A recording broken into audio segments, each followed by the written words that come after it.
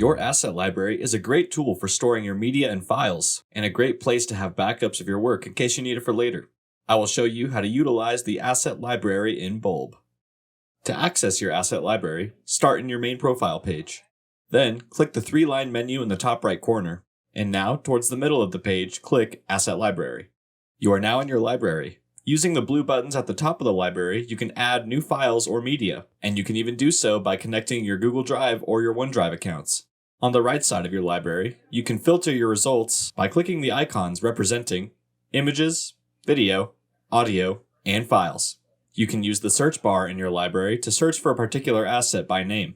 And to help keep your work organized, you can use the folder icon to the right to start creating folders for your assets. You can also use any of the sorting tools located above the tiles to help sort your assets, in case you need to find assets with similar characteristics. To delete an asset from your asset library, click into the tile. A modal will pop up showing some details and information about the asset. If the asset is in use somewhere, you will not be able to delete it, so make sure that asset is removed from any pages or collections before you delete. You now have everything you need to know to use the asset library in Bulb.